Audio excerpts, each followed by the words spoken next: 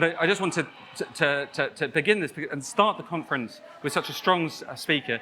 Will was the first and ended up being the chief economist at Spotify, and has used an understanding of economics to now understand media. And that's why I think we're really, really excited to have him on stage.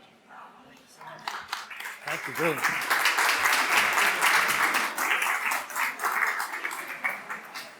Thank you for this. So good to be back in the flesh. And there's no Danish people here, but I'm a Scotsman, so from Scotland to England, well done, fuck you. It's gonna hurt on Sunday. I'm traveling home to Berwick-upon-Tweed, just on the border to get away from it all. The book, let's just kick off with the book really quickly, and then we're gonna get into attention. The book came out on the 1st of April, April Fool's Day. And the book is called Tarzan Economics, 8 Principles in Pivoting Through Distortion. What's the story behind Tarzan? If you're an individual, a firm, an institution, there's a tendency to hold on to the old line of doing things. It pays the bills, gets you to the next quarter's earnings calls, holds you off the jungle floor, and a reluctance to grab the new vine through a fear of the unknown. And music has got a 20-year head start of dealing with this. We woke up to Napster in June 1999. And in that 2-decade journey, we were the first to suffer. We spent the first 10 years fighting change, holding on to the old vine, and the next 10 years, recovering. And my basic thesis is, thanks to this COVID situation, we're all staring at an Napster moment. My passion is teaching economics, that's what I live for. And here's 8 lessons which will help everyone else avoid the suffering and getting to the recovering. So if we're all staring at a Napster moment, this book will hopefully help you get through it. Pleased to say the book's got to Rishi Sunak, so I'm on Rishi's dishes. And more recently, Dolly Parton asked for a hard copy to be sent to Nashville. So if I don't sell any more copies, I'm done. So that's the book. Now I want to get into the topic of attention. Firstly, some of the feedback that's been coming through, particularly Scott Galloway, who should be no stranger to this audience, has made the point that the book is applicable to large and small businesses. That's really important. So whether you're a startup like Uptime, who I hope are represented here, or if you're a large company like WPP, what this book will mean in terms of attention economics is equally applicable. So a large audience. Now, my first attempt to introduce the music industry to attention came from this story, an op-ed that we did in Billboard magazine. And the Billboard magazine article was The Economics of Getting Heard. My basic point was this. It is not that Katy Perry is in competition with Taylor Swift. It is not that Sony Music is in competition with Universal. And it's not that Spotify is in competition with Apple or YouTube. If Netflix wins, we all lose. Music loses, podcasts lose, social media loses. There are monopolists in attention. 2 weeks after publishing this, the head of investor relations at Netflix said, "Hey, Will, we'd loved your article." He's responded to it. And this article came out. Netflix CEO Reed Hastings, sleep is our biggest form of competition. Clever way to think about it, right? If you're sleeping, I can't get to you. Now, pardon my French here, but in that email from my colleague at Investor Relations, he put at the end of the email, "P.S. fuck you." His point being, this is how we're going to win and Spotify is going to lose. I wrote back to this colleague, said I'm thrilled that Reed Hastings read my op-ed, loved his response, but can I remind you that Spotify's got sleep music playlists as well, so fuck you too. True story. Those sleep music playlists are really popular, 8 hours listening time. So that's the introduction to how we in music think about attention, and that's key, right? It's contestability. I'm going to come back to this word. Have a look at what the scarcity of attention, the fact we've got the attention spans of goldfish these days, is doing to music. 2 things, 2 big things. Big thing number 1 is this. What you're seeing in music is that songs are getting shorter. Fact. Songs no longer last 5 minutes, 4 minutes, 3 minutes.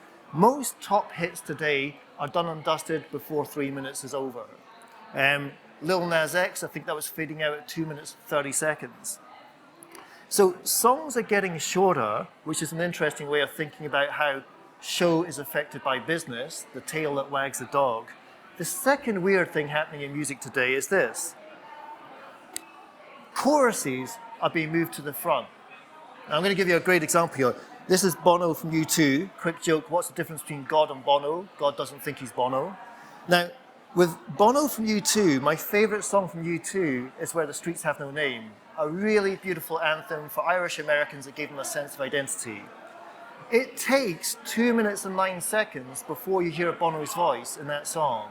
Do you think any millennial today is going to wait 2 minutes 9 seconds before they hear the vocal line? What's happening now is we're moving the chorus to the front. Now there is some economics to explain this, and it's twofold. Firstly, you only get paid on streaming if you're played for more than 30 seconds. So it makes sense to shove the chorus to the front of a song. Secondly, you don't get paid a penny more for lasting a second more. So it makes sense to write shorter songs. Quite scary, actually, how the economics of streaming is changing the art of songwriting. But there's a reassurance here, we've been here before. If you think about jukeboxes in the 50s and 60s, run by the mafia, what did the mafia demand? Every song in the jukebox lasted 2 minutes and 30 seconds long. Why? Because you extracted more value out of the jukebox. And what was the jukebox? A way for paying for on-demand music. Not that different from Spotify. History repeats itself. So there's a crash course in what we're seeing in music. Shorter songs, choruses being moved to the front, less attention span, and the economics is changing the business. Now I want to give you a framework that I produced in the book, and I'm conscious these screens are small, hopefully these slides are big enough. Please reach out with questions if you're struggling with it, but it's just to take you through where I got inspiration for this framework for thinking about attention. I think this framework is transferable to everyone in this room. It comes from our national telecom regulator, Ofcom. No word of a lie, the framework I'm going to present here was published on page 96 of some god-awful PDF report that Ofcom published that nobody's read.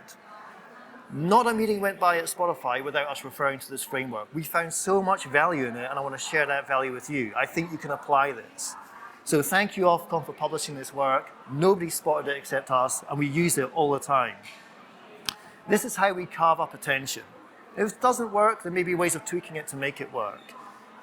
Basically, we take media and we chuck it into 5 buckets: watching, listening, playing, communicating, read, browse, used. That's simple. 5 ways of thinking about media. Helpful. Now we're going to have circles. I'm going to plot on this chart in 2010, a long time ago. We're going to plot on this chart the size of those circles, capture the scale of the population involved in these activities. So you can see back there, streaming music in the bottom left is small. Why? Because streaming music was small back in 2010. Now it's big. Now it's so much big, I would say that Spotify now reaches 1 million more people than BBC Radio 2, making it the biggest form of media in the UK. Now follow the axes and then we're done and we can start putting this framework to work. From left to right, I say, what's the relative attention paid to these activities? Relatively speaking, how much attention am I giving communicating versus listening versus watching? From bottom to top, what's the relative importance of activities? 2 simple questions: attention given, importance of. And then you can see what I consider more important. Now, to make sense, I know you can't see it, on the top northeast corner of this framework, you can see texting, emailing, and phone calling. That's considered very important, high, and lots of attention given.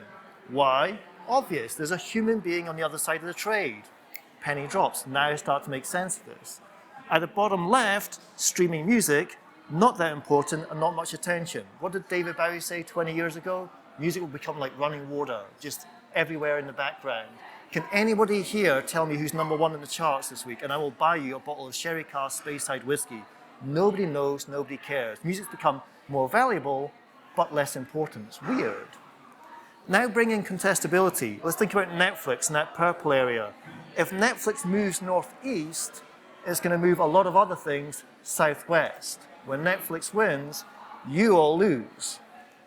And a great way to put this chart to really bring it to life, around this time last year, the worst period of lockdown, I was speaking to people at Netflix and they had that drama about tigers in captivity. Some of you may have watched, all of you may have watched, all of you may have watched a lot. It was binge watching. You were giving Netflix your attention to watch tigers in captivity. And what was that doing? What the survey data was telling me was, A, it's grabbing a lot more attention, so I'm moving right, but B, I don't think it's that important, so it moves south. And that's a great way to think about attention. You're winning my time, but it's not that important, but there's nothing else worth watching. Very interesting for an advertising world is the more we get used to Netflix, the less we get used to commercial breaks. Whoopsie. So to bring this together, and then I want to get to questions, this is your time, not mine. If that framework makes sense, and I'm conscious of the size of the screens, just some key points to land here. I want you to think about complements and substitutes. If attention is scarce, and we all want more of it, what we need to do is identify our friends and foes in attention wars.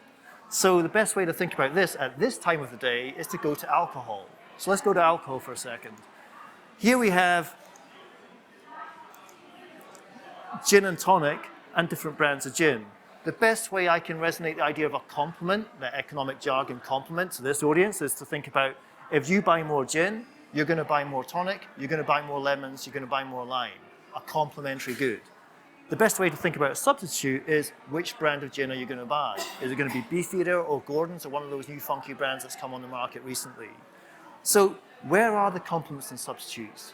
Music goes with a lot of things. I was once told when I was 14 years old, I visited Ensign Records, and Nigel Grange, half-brother of Lucian, said to me, music always works because you can drink to it, you can dance to it, and you can shag to it. And I had to ask my parents what the third word meant. But it's a very interesting way of thinking about complementary goods of music. But substitutional is, do I decide to give 2 hours every evening to Netflix, which means nobody else gets those 2 hours, which means there's increasingly less time for everyone else to compete for. Let's extend it a minute. You mentioned podcasts. Podcasts are interesting. Do podcasts win and therefore music loses because it's competition for audio time? Do podcasts win and books lose? I know of big examples of big authors whose book sales are going down, but their podcasts are going up. And maybe the last point there to make about this is there's a great joke in the podcast world, and I see the Spotify data, so I know this. What's the best way to keep a secret? Put it in the second half of a podcast, because nobody's listening to all of them. That gets you to what we're trying to say with attention. A key point is contestable. Some people win, other people lose. And in the case of Netflix, a great working example, if Netflix wins, everyone else loses. It monopolizes time. And when you've got that point, please, and you've got so many seminars to get through today, go back to that core point of who are your friends and foes in this battle for attention, because it's